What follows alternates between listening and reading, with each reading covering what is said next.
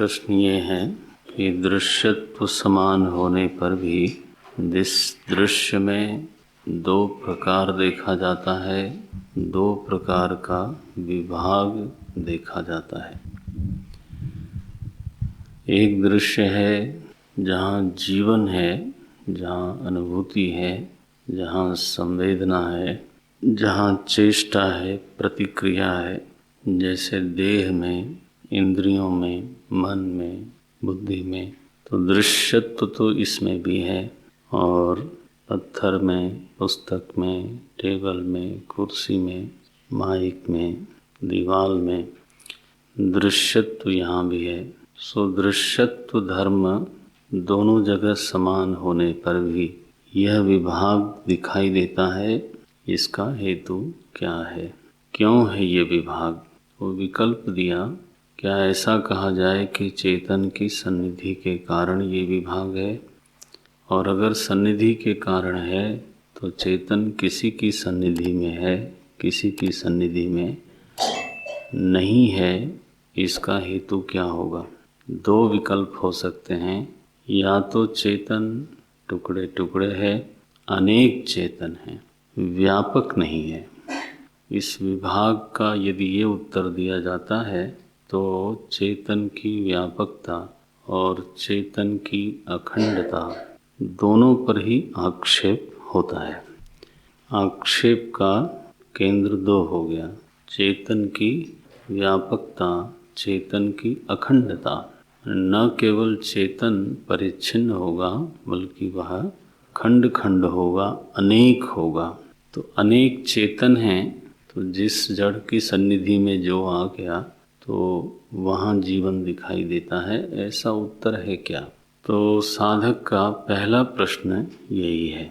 दूसरा प्रश्न क्या है कि विचार से यह बात सिद्ध होती है, दृष्टा के अनुसंधान के क्रम में यह बात सिद्ध होती है कि दृष्टा है, चेतन है, निराकार है, निर्विकार है, निस्संग है, निरवयव है, निरंजन है, अविनाशी है, परम प्रेमास्पद है, नित्य अनुकूल है, इसलिए आनंद स्वरूप है।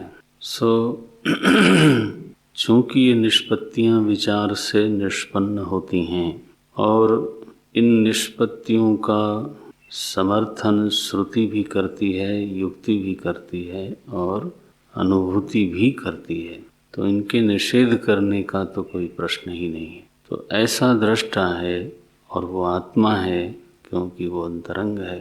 दृष्टा को बहिरंग बोल नहीं सकते। विश्व का कोई भी विचारक दृष्टा को बहिरंग नहीं बोल सकता, अनुभव विरुद्ध हो जाएगा। तो ऐसी दशा में आत्मा ऐसा है, आत्मा निराकार है, आत्मा निर्विकार है, आत्मा चिद रूप है, आनंद रूप है, ये निर्णय प्राप्त हुआ। अब ऐसी दशा में जो मेरा स्वयं के बारे में अनुभव है उसका मैं क्या करूं? क्योंकि मेरा अपने बारे में ऐसा अनुभव है नहीं। मुझे लगता है कि मैं हूँ, ये बात तो सही है, और मैं जानता हूँ कि मैं हूँ, ये बात भी सही है। इसलिए मैं स्वयं प्रकाश हूँ, ये तो ठीक है, स्वयं सिद्ध हूँ, ये ठीक है। लेकिन मेरे अस्तित्व में इच्छाएं उठती हैं, मैं सुखरूप हूँ, ये मेरा अनुभव नहीं है। मैं सुखी होना चाहता हूँ, ये मेरा अनुभव है। सुखी होना चाहता हूँ, और कभी हमारे अनुकूल भोग मिल जाए, अनुकूल परिस्थिति मिल जाए तो मैं सुखी हूँ, ये भी मैं बोल सकता हूँ। मैं सुखी हूँ या सुखी होना चाहता हूँ, ये मेरा अनुभव है।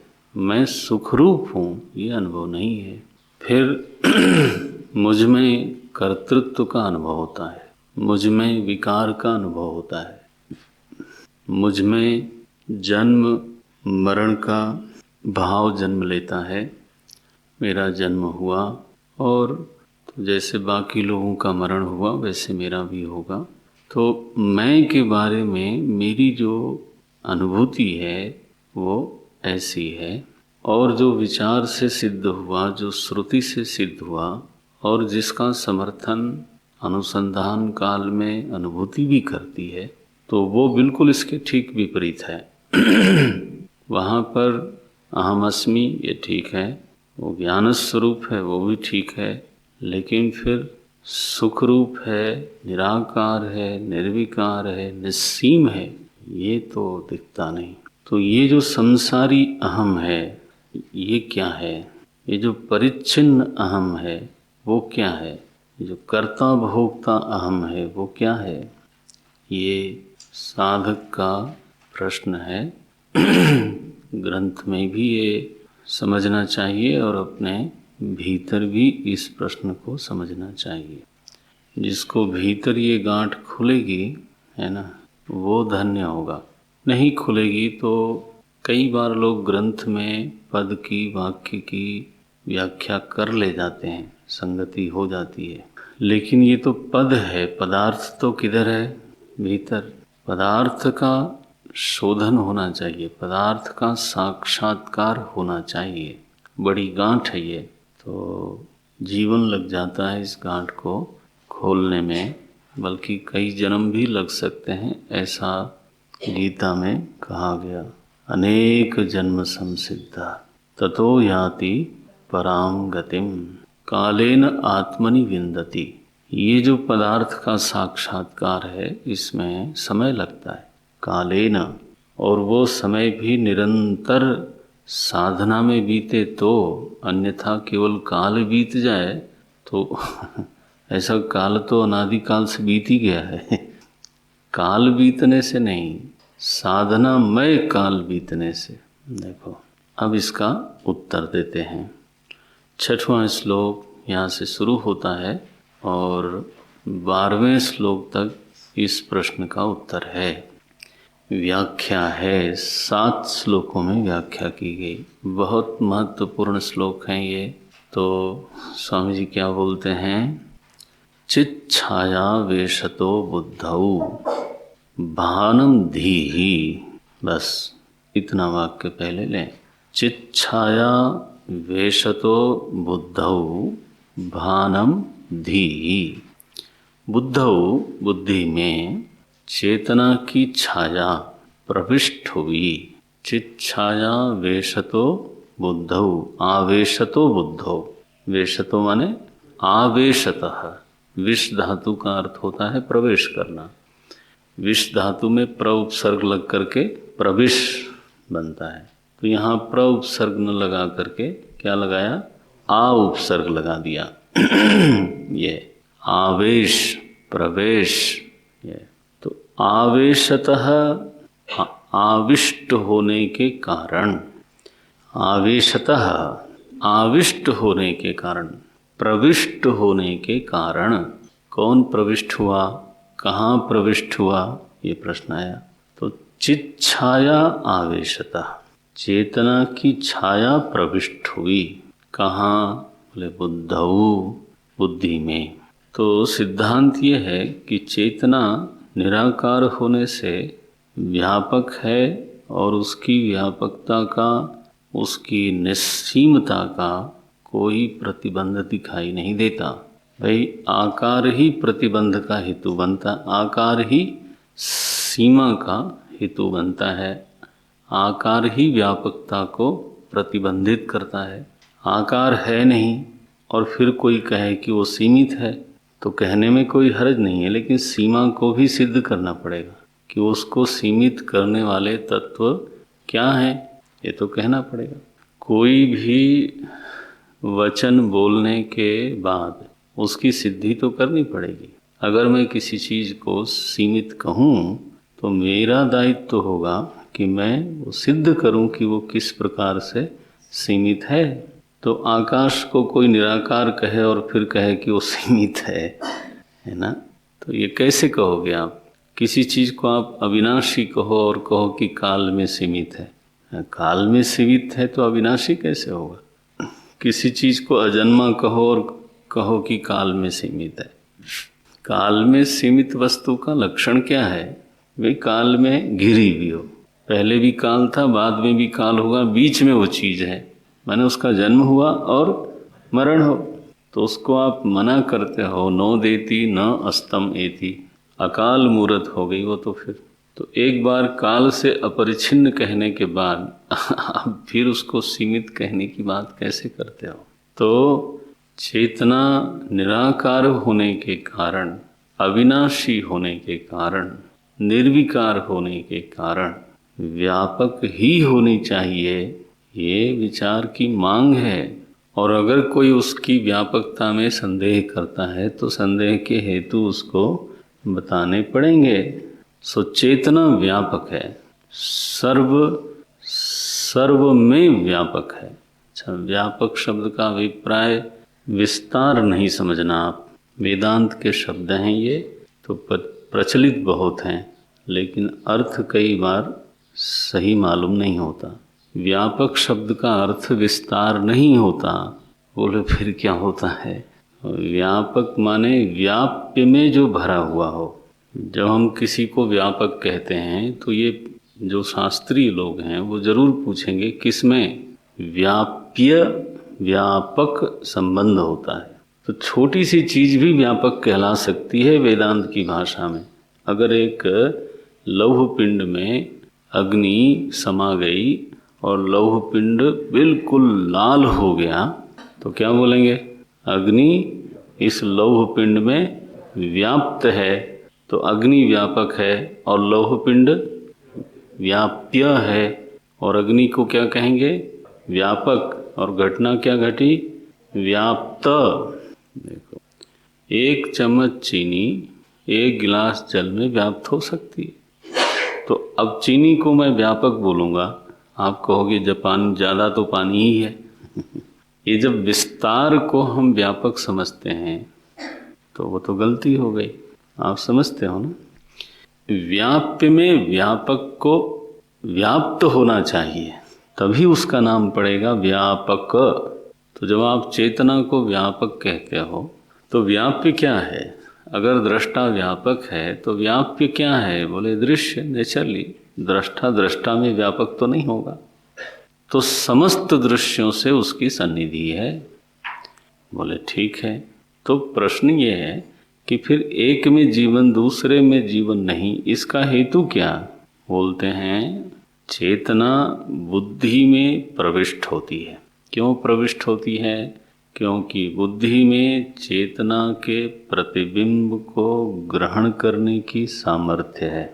यह जो सामर्थ्य है वो चेतना की नहीं है, यह जो सामर्थ्य है वो बुद्धि की है। जैसे व्यापक प्रकाश हो, विद्यमान प्रकाश हो, फिर भी जलाशय में प्रतिबिंबित होता है और जलाशय के तट पर प्रतिबिंबित नहीं होता। इसमें प्रकाश का कोई दायित्व नहीं है, प्रकाश की कोई भूमिका नहीं है। सूर्य का प्रतिबिंब सर्वत्र विद्यमान है, फिर भी उस प्रतिबिंब को ग्रहण करने की सामर्थ्य जल में है, थल में नहीं है। इसमें सूर्य की कोई भूमिका नहीं है। इसमें उन उपाधियों की विशेषता है जिन उपाधियों में वो प्रतिबिंब पड़ रहा है। तो चेतना एक रस है, व्यापक है, सर्वत्र विद्यमान है, वो ठीक है। इसके बावजूद वो प्रतिबिंबित कहीं होगी कहीं नहीं होगी, क्योंकि दृश्य सब एक जैसे नहीं है। सो बुद्धि नाम का जो एक दृश्य है, बुद्धि भी क्या है? दृश्य है। तो बुद्धि नाम का जो एक दृश्य है वह एक विशेष दृश्य है। एक तो उसका कारण है सत्वगुण, आपने तत्वबोध में पढ़ा। तो सत्वगुण के उपादान से बनी होने के कारण बुद्धि मूलतः सात्विक है, सूक्ष्म नहीं बोलना, सात्विक है। दूसरा, सूक्ष्म पंचमहाभूतों से बनी होने के कारण, अपंचीकृत पंचमहाभूतों से बनी होने के कारण तो बुद्धि सूक्ष्म है।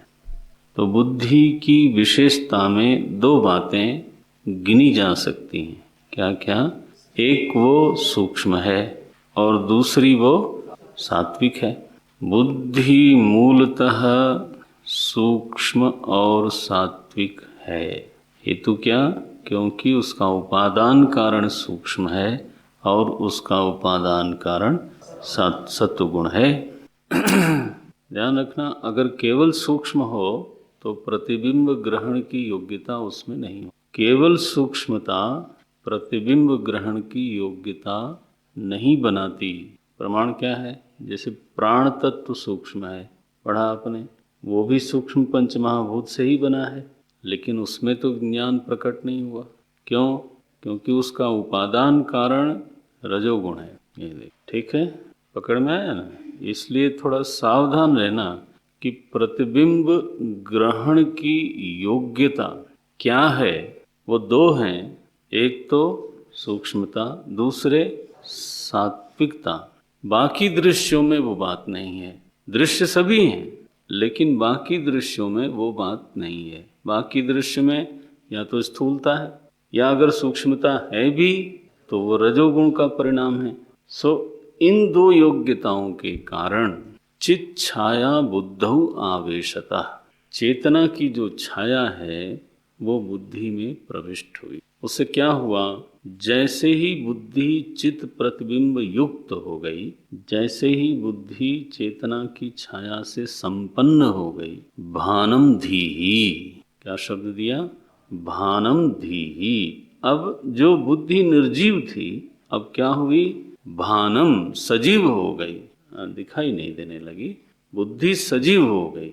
बुद्धि में भान का आवेश हो गया, भान युक्त हो गई। ये चित प्रतिबिंब सगर्भा बुद्धि है। बुद्धि के गर्भ में कौन है इस समय? चित प्रतिबिंब है। तो बुद्धि सगर्भा है, गर्भ सहित है। उसमें उसके गर्भ में कौन आया? बोले चेतन का प्रतिबिंब। और उसके आते ही बुद्धि भानम, ये बुद्धि सजीव हो गई। ध्यान रखना, मैं शुरू से एक शब्द बोल रहा हूँ, सजीव, चेतन नहीं। जगत में जड़ चेतन का विभाग नहीं है। ये तो लौकिक भाषा है। लौकिक भाषा में, लौकिक भाषा को मान करके संत लोग भी कभी बोल देते हैं जड़ चेतन गुण दोषमय। ये बिल्कुल सही नहीं है। माने शास्त्रीय भाषा में ये सटीक शब्द बिल्कुल नहीं है। विभाग किसका है? सजीव और निर्जीव का। जड़ चेतन का विभाग नहीं हो सकता। तो यह शरीर सजीव बोल सकते हो आप। सजीव माने जीवन सहित है। और इस माइक को निर्जीव बोल सकते हो। चेतन जड़ मत बोलो, सीखो, बोलना भी सीखना, सावधानी बढ़ानी। सावधानी जब बढ़ती है तो विचार में भी सावधानी बढ़ती है। असावधानी जब होती है तो हर जगह होने लग जाती है। ये दोनों का ही अपना एक साम्राज्यवाद है। सावधानी जब बढ़ती है तो बढ़ती ही जाती है, it has no end, no limit. और असावधानी बढ़े तो वो भी संतुष्ट नहीं होती। फिर तो चलता है, तो चलता है, अब चलता है करते करते माने सब कुछ चलता है। लो तो असावधानी भी चाहती है कि एक छत्र राज्य हो जाए और अगर सावधानी बढ़ने लग जाए तो वो भी चाहती है कि फिर एक छत्र राज्य हो। तो सावधान। जीवन आ गया, भानम धी ही, बुद्धि सजीव हो गई, सगर्भ हो गई। अब ऐसी जो बुद्धि है, कैसी? सजीव बुद्धि, सभान बुद्धि। ऐसी जो बुद्धि है वो दो प्रकार से स्थित है। द्विधा स्थिता। धीस्तु, देखो श्लोक देखो, धीस्तु द्विधा स्थिता। धा जो प्रत्यय लगता है ना, तो ये केवल वस्तु दो है ये नहीं बताता, ये प्रकार दो है ये बताता है। जैसे द्विधा, तो एक ही वस्तु क्या हो गई? दो प्रकार से हो गई। जैसे आपने पूर्व श्लोक में पढ़ा तो नाना विधानी रूपाणी पश्येत लोचनम एकधा। अब देखो, रूप एक वस्तु है, एक विषय है, लेकिन उसके प्रकार कितने? नाना। तो क्या बोला उन्होंने? नाना विधानी। अच्छा, इंद्रिय एक है, न केवल एक है बल्कि एक ही विधि से देखती है, इसलिए पश्येत लोचनम एकधा। नेत्र इंद्रिय में रूप की अनेकता के कारण अनेकता नहीं होती। जैसे ये मैंने बोला था। तो ये शब्दों पर ध्यान देना। शब्द का मर्म मालूम होना ही चाहिए।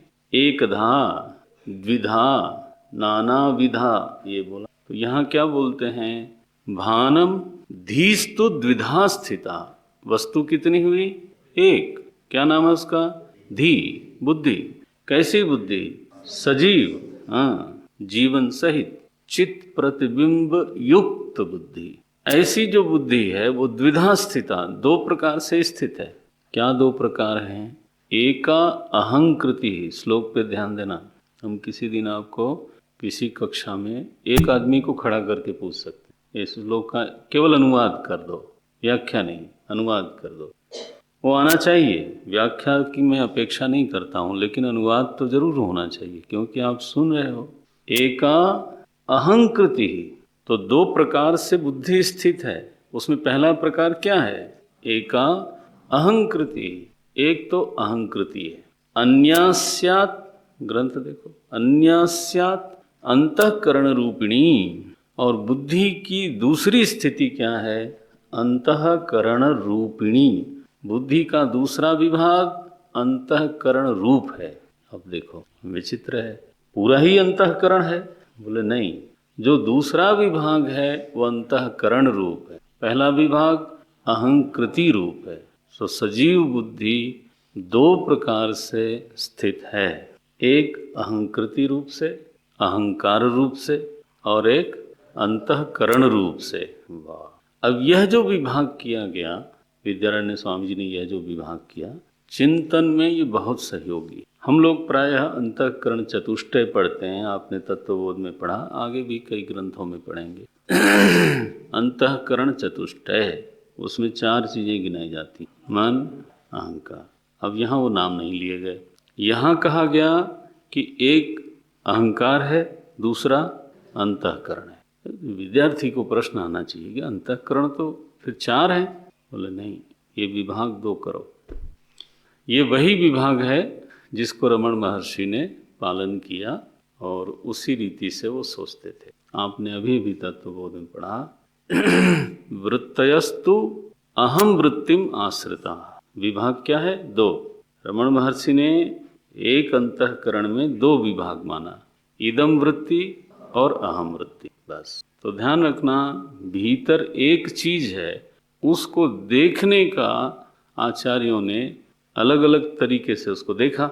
अब लकीर के फकीर कई बार लोग हो जाते हैं कि इन्होंने तो चार अंतःकरण है, तो प्रश्न लिख के आता है कि चित्त में और बुद्धि में क्या अंतर, ठीक, चलो अंतर भी बता देते हैं। और कई बार तो पढ़ने के बाद चूंकि बहुत विचार नहीं किया या ठीक से श्रवण नहीं किया, मर्म कहीं पकड़ा नहीं, तो वो बना ही रहता। ये तो मन की बात है, बुद्धि की बात करिए, चित्त। एक वस्तु है जिसके व्यवहार के भिन्न भिन्न व्यवहार के कारण उसका भिन्न भिन्न प्रकार से वर्गीकरण किया जाता है। रमण महर्षि ने केवल दो वर्गीकरण किए, इदम वृत्ति और अहम वृत्ति। विद्यारण्य स्वामी जी ने दो विभाग किए, एक अहंकार, दूसरा अंतःकरण रूप। तत्वबोध में आपने चार विभाग पढ़े, अहम, मन, बुद्धि, चित्त, अहंकार, चार विभाग पढ़े। महर्षि पतंजलि ने 5 किया। तो कौन सा विभाग सही है, बस इस पचड़े में पड़े तो गलत है, क्योंकि विभाग तो आचार्यों ने आपकी मदद के लिए किया, कुछ समझाने के लिए किया है। अब आप जो वस्तु है उसको छोड़ गए और विभाग के पीछे। ऐसा ही है कि कोई प्रश्न करे कि 4 प्रकार के जीव माने जाते हैं, 4 प्रकार की योनियां मानी जाती हैं और 84 लाख योनियां भी मानी जाती हैं, कौन सही है? लो, कहा जाए दोनों सही, बोले वाह वाह, दोनों कैसे सही हो? अब ये मत पूछना मुझसे कि 4 प्रकार के, अभी वो नहीं बताऊंगा, जरूरत नहीं, प्रसंग नहीं है। मैं ये मान के चलता हूँ कि शायद आपको मालूम होगा। तो ये विभाग हैं महर्षि पतंजलि का, जैसे प्रमाण, विपर्यय, विकल्प, निद्रा, स्मृति, 5 प्रकार की अंतःकरण की स्थिति मानी है। प्रमाण माने ज्ञान वृत्ति, शुद्ध ज्ञान हुआ। विपर्यय माने भ्रम, विपरीत ज्ञान हो गया। स्मृति आप जानते हो, अंतःकरण में स्मृति भी होती है। और जिस सुषुप्ति को आप लोग समझते हो कि वहाँ त्रिपुटी, भंग और पता नहीं क्या क्या हो जाता है, उसको महर्षि पतंजलि ने ही एक वृत्ति कहा है। निद्रा को भी एक वृत्ति कहा है। वो तो बिना शास्त्र को समझे ही जो हमारा सुना हुआ है या जो हमारा माना हुआ है उसी को लेके अपना चलता रहता है।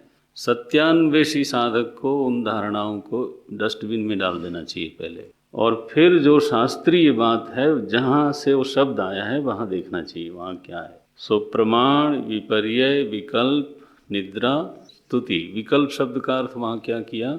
शब्दानुपाती अर्थ शून्य। विकल्प माने क्या?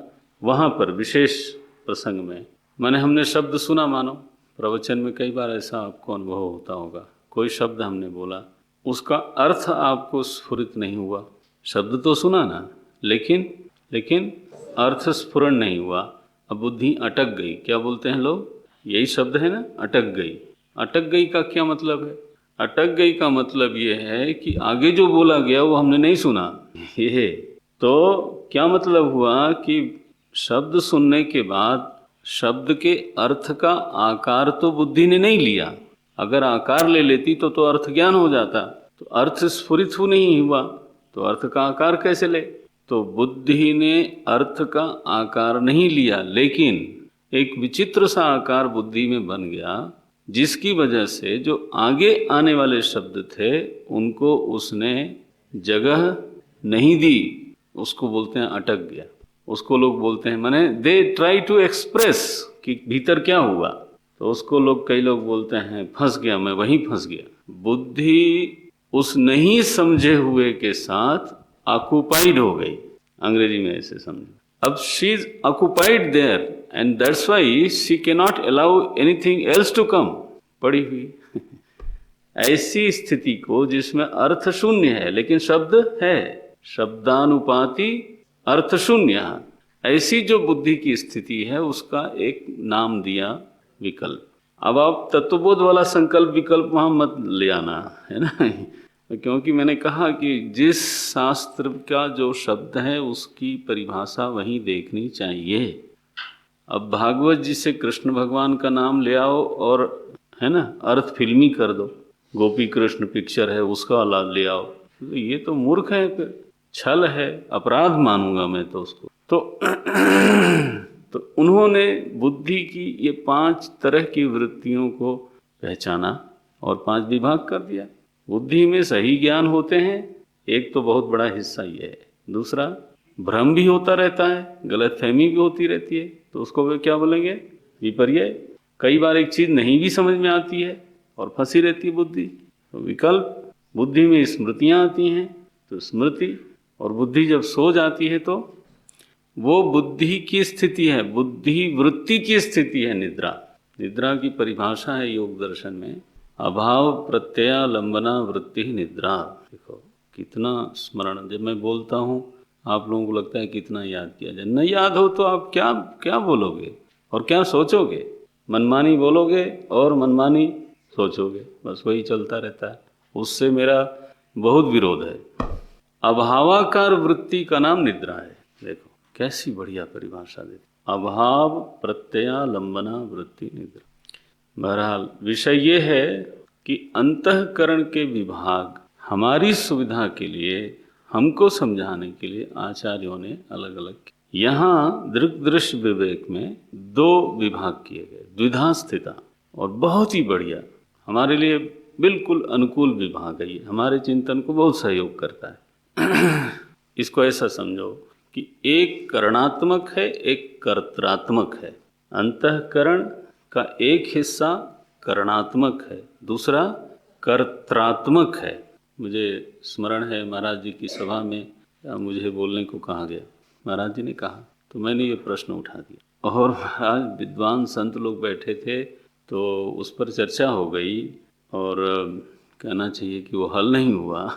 और महाराज जी मुस्कराते रहे हमारी ओर देख के, बोले ये क्या प्रश्न किया मैंने? आप सोचिए, कभी ग्रंथ पढ़ते हो सोचते भी रहना चाहिए। मैंने प्रश्न किया कि अंतःकरण चतुष्टय बोला जाता है। करण वह चीज है जिसकी स्वतः प्रवृत्ति नहीं होती, ये लक्षण है करण का।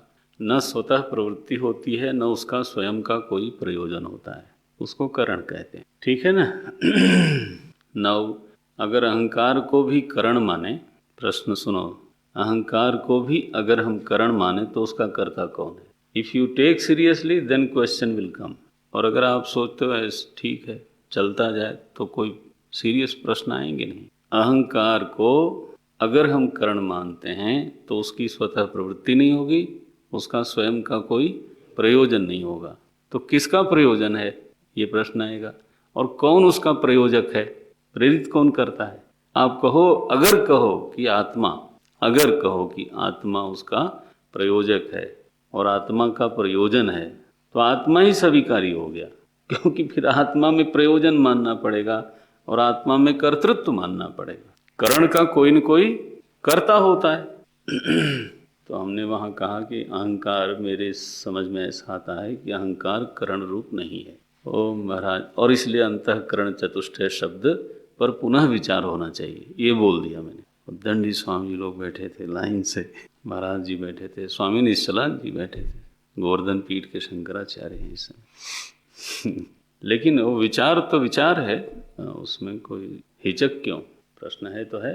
बोले हमारे सारे शास्त्रों में अंतःकरण चतुष्टय लिखा है, ये कल का बच्चा ये तो कब की बात होगी, 84 की बात होगी। ये शब्द बदलना चाहता है, ऐसा उन्होंने मन में कहा होगा। सभा में क्यों दूसरी भाषा थी कि भाई इस पर तो आक्षेप हो गया, इस पर तो विचार होना चाहिए, ठीक है।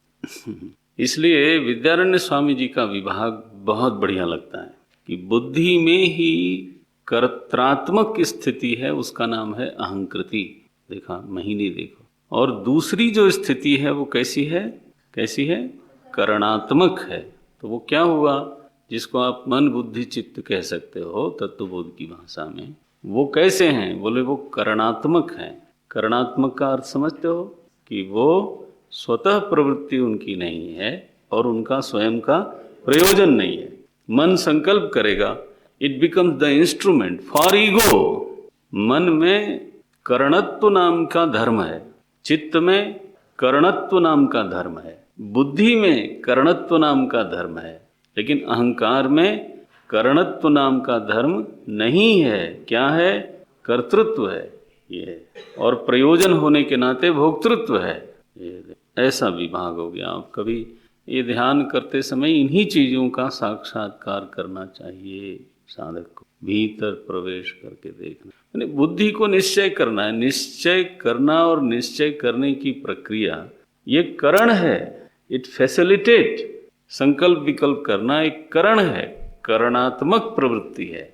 याद करना क्या है, करणात्मक प्रवृत्ति है। किसके लिए, अब ये ना बोल देना आत्मा के लिए। तो फिर आप समझते हो ना, फिर इनका प्रयोजक अहंकार है। इसलिए बहुत बढ़िया, भानम धीस्तु द्विधा स्थिता, हमारे ही भीतर धी नाम की जो चीज है, चीज एक है, ध्यान देना, धा प्रत्यय लगाया है तो धीस्तु द्विधा स्थिता, दो प्रकार से स्थित है। क्या, एका अहंकृति अन्यास्यात् अंतःकरण रूपिणी। सो एक ही बुद्धि में कर्ता भाव भी और करण भाव भी दोनों हैं। रमण महर्षि ने करण भाव वाली बुद्धि को इदम वृत्ति कह दिया और कर्ता भाव वाली बुद्धि को अहम वृत्ति कह दिया। पकड़ में आया, वृत्तयस्तु अहम वृत्तिमाश्रिता, वृत्तयो मनः विद्धि अहम मनः। कौन सा 18वां श्लोक हो, विद्धि अहम मनः। अच्छा, सो अंतःकरण अहंकार के अधीन हो गया। यहाँ भी क्या है, कर्ता तो है, तो मुख्य कौन बना, अहंकार। तो अंतःकरण आश्रित हो गया, अधीन हो गया किसके, अहंकार के। इसलिए वास्तव में बुद्धि का जो असली रूप है वो क्या है, अहंकार है। ध्यान देना। इसलिए, अब इसलिए पर इसलिए आ रहा है तो ध्यान रहना चाहिए। इसलिए वास्तव में चेतना का प्रतिबिंब कहाँ पड़ा, अहंकार में। हाँ जी, और वो दिन भर रहता है, स्वप्न में भी रहता है और सुषुप्ति में भी रहता है, और इसीलिए आप मरते नहीं। सच बात है, नहीं तो अहंकार ही लुप्त हो जाए तो प्रतिबिंब कहाँ पड़ेगा, ठीक। और प्रतिबिंब न पड़े तो बस हरिओम तत्सत, ये फिनोमेना है। क्योंकि बाकी वृत्तियां तो आती जाती रहती हैं। तो जीवन में जो सातत्य है उसका हेतु क्या है? बोले उसका हेतु है अहंकार। अगला श्लोक देख लीजिए। अहंकारस्य तादात्म्यम, नहीं, छायाहंकारयोरैक्यम् तप्तायः पिण्डवन्मतम् तदहंकारतादात्म्यात् देहश्चेतनतामगात्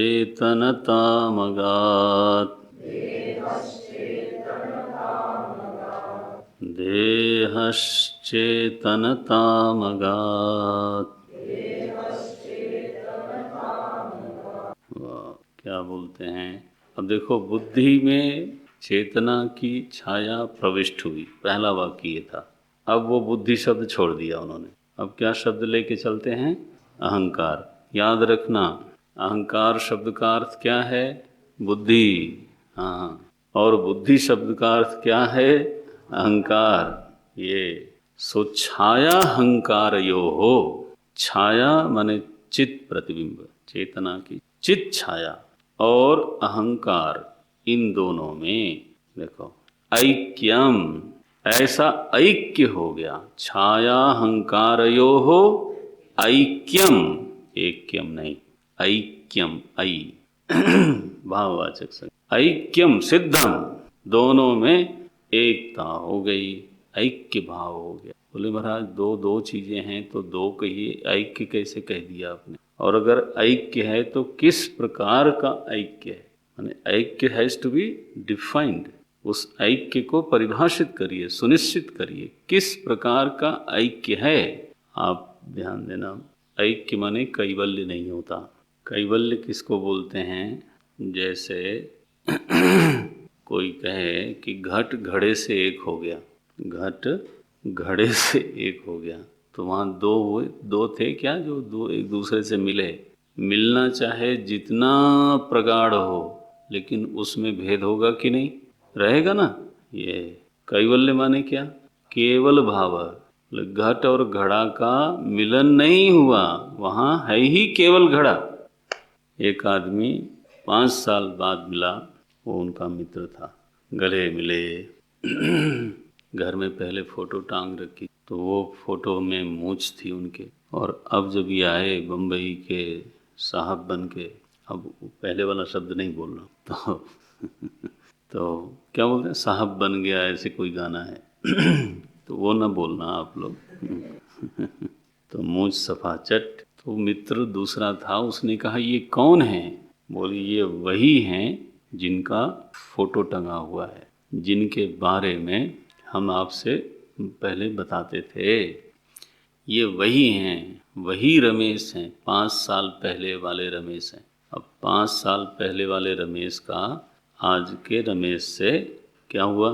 वो ऐक्य हो नहीं सकता, ये कैवल्य है, क्योंकि वहाँ दो रमेश तो हैं नहीं जो मिले।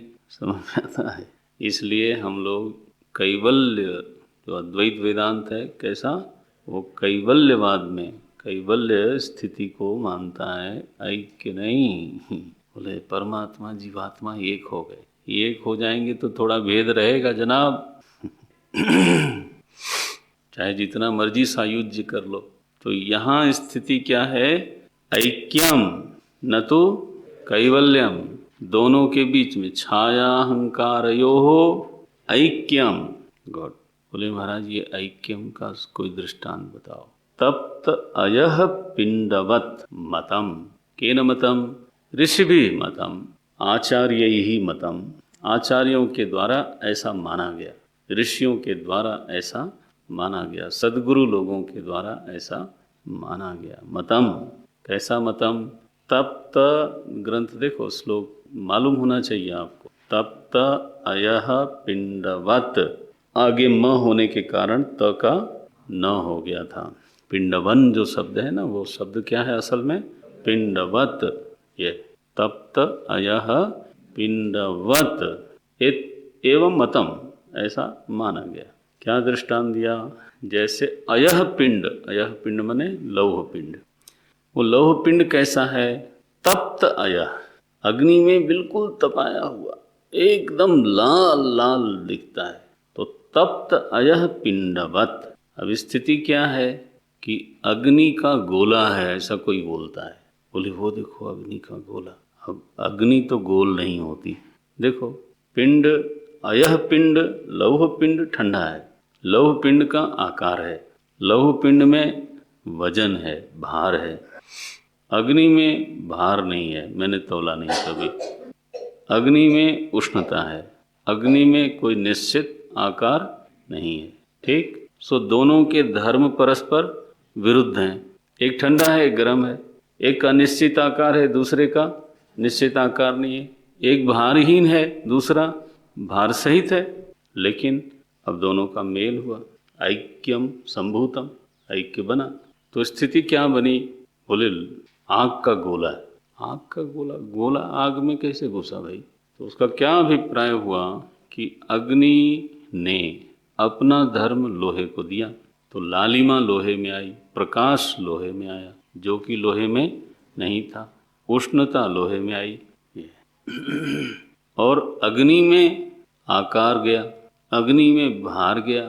अब भार है उसमें, उठाएंगे तो मुश्किल होगी। और किला के लोग से बढ़िया इसको कोई नहीं समझेगा, क्योंकि वो लोग तो महाराज है ना, साक्षात बहते हुए देखते हैं।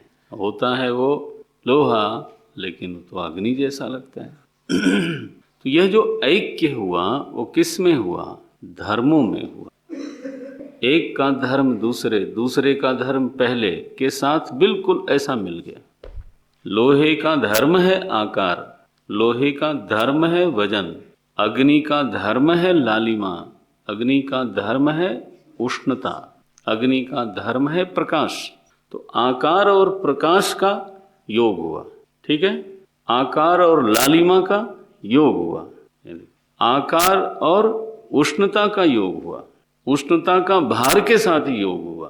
अब ऐसा लगता है कि वस्तु एक है, उसी का धर्म है लालिमा, उसी का धर्म है प्रकाश, उसी का धर्म है उष्णता, जबकि वहाँ वस्तु दो है। इसको बोलते हैं धर्माध्यास, अन्योन्याध्यास, धर्माध्यास। यह अध्यास शब्द आपके सामने पहली बार आया है। अध्यास, अधि आस, एक के ऊपर दूसरे को आरोपित कर देना। अधि मने ऊपर, आस मने क्षेपण, रखना। अध्यास, बहुत तरह के अध्यास होते हैं। जो विद्यार्थी भाव से लोग हैं वो पढ़ेंगे कभी, वेदांत में एक विषय, गंभीर विषय माना जाता। धर्मीध्यास, स्वरूपाध्यास, अन्योन्याध्यास, धर्माध्यास, ब्रह्म सूत्र आदि ग्रंथों में इस पर बहुत चर्चा। अब एक दृष्टांत के लिए, कंट्रास्ट हो जाए इसके लिए देता हूँ कि जैसे रज्जु पर सर्प का अध्यास हुआ, तो वहाँ दो वस्तु का पृथक भान नहीं है, एक ही चीज भाषित होती है। क्या? सर्प। बस धर्मी गया, तो धर्मी पर दूसरे धर्मी का आरोप हो गया। ये यहाँ ऐसा नहीं है, यहाँ पर एक का धर्म दूसरे धर्म के साथ मिल गया, लेकिन धर्मी तो अलग अलग हैं अपनी, बना। वो धर्माध्यास होने के कारण बालाहा, बालक लोग जो हैं वो आग का गोला बोलेंगे, ऐसा बोलने में कोई हर्ज नहीं। असावधानी से बोला जाए तो कैजुअली तो कह सकते हैं ये आग का गोला है। ऐसे अहंकार और चित्त प्रतिबिंब में ऐक्य हुआ, तो चित्त प्रतिबिंब तो चेतना का प्रतिबिंब है, उसमें जीवन है। अहंकार जड़ है, तो अहंकार में जीवन आ गया और जीवन को अहंकार मिल गया, दोनों एक दूसरे को मिल गए। ये नहीं कि एक को एक ही मिला, दोनों ही एक दूसरे को मिले। जीवन को क्या मिला? अहंकार, अहंकार को क्या मिला? जीवन। इसका क्या परिणाम निकला? अहंकार की जब भी अनुभूति होगी तब जीवन के साथ ही होगी। किसी ने अनुभव किया है निर्जीव अहंकार को? निर्जीव अहंकार का अनुभव किसी को हुआ? अच्छा, किसी ने जीवन को अनुभव किया है बिना अहंकार के? जीवन को अनुभव किया हो बिना अहंकार के? इम्पॉसिबल है। क्या बना? जीवन को मिला अहंकार। ऐसी ऐसी कहानी बन गई भैया, केशव कहीं न जाए का कहिए। जीवन को मिला अहंकार, इसलिए कभी भी हम जीवन को बिना अहंकार के अनुभव नहीं कर सकते। What a tragedy. और अहंकार को मिला जीवन, कभी भी अहंकार को निर्जीव अनुभव नहीं किया जा सकता। और इसलिए भ्रम क्या हुआ? भ्रम ये हुआ कि जीवन अहंकार का अपना स्वरूप है। भ्रम क्या हुआ कि जैसे जीवन से अहंकार कभी पृथक होता ही नहीं, इसलिए क्या सिद्ध होने लगा कि जीवन अहंकार का अपना स्वरूप है, कहीं से आया नहीं है। हो ये सिद्ध। जैसे कोई कहे कि आग का गोला, गोले में आग ही है, कहीं से आई नहीं है। ये अल्लाह, ऐसा हमारा सबका अनुभव हो गया। That is called individuality, living individuality, जीवित अहंकार। कोई बोलता भी नहीं जीवित अहंकार। अहंकार बोलने से पक्का है कि जीवित होगा। और कोई कहे कि जीवित है ये, तो पक्का है कि एक आदमी है जो जीवित है। माने ऐसा थोड़े कोई बोले कौन जीवित है, बोले नहीं कोई नहीं, केवल जीवित है। बोले ये नहीं बोल सकते आप, नाम बताओ कौन जीवित है। तो छाया अहंकारयोः ऐक्यम तप्तायः पिंडवन्मतम तदहंकार तादात्म्यात् देहश्चेतनतामगात्। यह जो सजीव अहंकार है, इसने जब देह के साथ तादात्म्य किया तो देह में भी जीवन आ गया। देह चेतनताम अगात, ये देह में जो जीवन आया वो अहंकार के तादात्म्य के कारण आया। अहंकार महाराज इसमें से जाए तो बस ये ऐसा ही हो जाएगा जैसे टेबल है, फूंक दियो जैसे फागुन की होली। कबीर महाराज ने कहा चिता को देखा जलते हुए, तो बोले अरे इस तन धन को इतना ब्यूटी पार्लर में लगाया, इतना सजाया, और यहाँ होली की तरह जला रहे हैं लोग। Calcium phosphorus, the bundle of calcium phosphorus. तो लेकिन देह चेतनताम अगात, ये अहंकार जब तक है इस शरीर में जीवन है। छुट्टी। तो कल इसका ये श्लोक में थोड़ी बात रह गई, कल चर्चा करेंगे। और ओम ओम पूर्णमदः पूर्णमिदं पूर्णात् पूर्णमुदच्यते पूर्णस्य पूर्णमादाय पूर्णमेवावशिष्यते। ओम शांति शांति शांति। हरि ओम श्री गुरुभ्यो नमः। हरि ओम।